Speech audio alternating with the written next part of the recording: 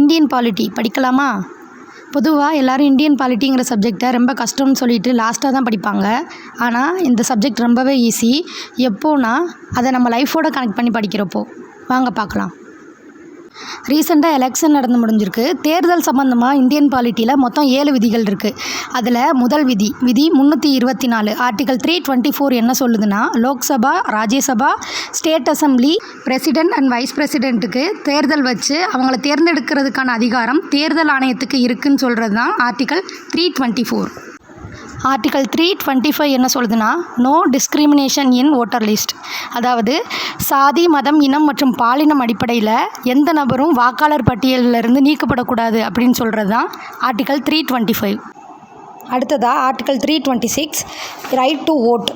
Election universal adult suffrage பேசிஸில் நடக்கணும். அதாவது வயது வந்தோர் வாக்குரிமை அடிப்படையில் நடக்கணும்னு சொல்கிறது தான் இந்த ஆர்டிக்கல். வயது வந்தோர் வாக்குரிமைன்னு சொல்லும்போது எனக்கு ஒன்று ஞாபகம் வருது. எந்தவித அயலாரின் தலையீடுமின்றி வயது வந்தோர் வாக்குரிமை அடிப்படையில் சுதந்திர இந்தியாவுக்கான அரசியலமைப்பை உருவாக்க அரசியல் நிர்ணய சபையை அமைக்க வேண்டும் அப்படின்னு சொல்லிட்டு ஐஎன்சி சார்பில் ஒருத்தவர் கோரிக்கை விடுத்திருப்பார். அது யார், எந்த வருஷம் கோரிக்கை விடுத்தாருங்கிறத கமெண்ட்டில் சொல்லுங்கள். Next article 327. இந்த ஆர்டிக்கல் என்ன சொல்லுதுன்னா, தேர்தல் சார்ந்த சட்டத்தை ஏற்றதற்கு நாடாளுமன்றத்திற்கு அதிகாரம் இருக்குதுன்னு சொல்லுது. ஆர்டிகல் 328 என்ன சொல்லுதுன்னா, மாநில தேர்தல்களில் சட்டம் இயற்றும் அதிகாரம் மாநில சட்டமன்றத்துக்கு இருக்குது. ஆனால் நாடாளுமன்றம் இயற்றிய சட்டத்தை மீறுறதுக்கு அதிகாரம் இல்லை அப்படின்னு சொல்கிறது தான் ஆர்டிகல் 328. ஆர்டிகல் 329 என்ன சொல்லுதுன்னா, தேர்தல் விவகாரங்களில் நீதிமன்றங்கள் தலையிடக்கூடாது அப்படின்னு சொல்கிறது தான் ஆர்டிகல் 329. எலெக்ஷன் ரிலேட்டடாக மொத்தம் 7 ஆர்டிக்கல் இருக்குது. அதில் 6 பார்த்து முடிச்சாச்சு. 7வது ஆர்டிக்கல் என்னென்னா ஆர்டிக்கல் 329A. அந்த 329A ஒமிட் பண்ணிட்டாங்க. இதுக்கு ஒரு ஸ்டோரி ஒன்று இருக்குது. 1971 ஒரு எலெக்ஷன் நடந்தது, பிரைம் மினிஸ்டர் எலெக்ஷன்.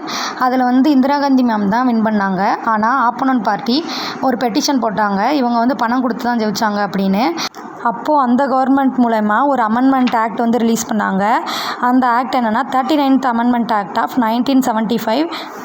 இந்த ஆக்ட் பிரைம் மினிஸ்டருக்கும் ஸ்பீக்கருக்கும் ஸ்பெஷலாக ப்ரிவிலேஜ் கொடுத்தது.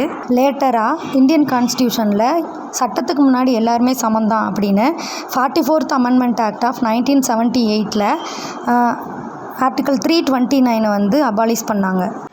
அவ்வளோதான். எலெக்ஷன் கமிஷனோட 7 விதிகள் மட்டும் படித்தாச்சு. இதை மட்டுமே படித்ததோடு விட்டுறக்கூடாது. எலெக்ஷன் கமிஷன் எப்போ உருவாச்சு, அதோட ஸ்ட்ரக்சர் என்ன, அவங்கள யார் நியமனம் பண்ணுவா, அவங்களோட பதவிக்காலம், பதவி நீக்கம், அவங்களோட சேலரி, இதெல்லாம் படிச்சுக்கோங்க. நெக்ஸ்ட் வீடியோவில் பார்க்கலாம். பாய்.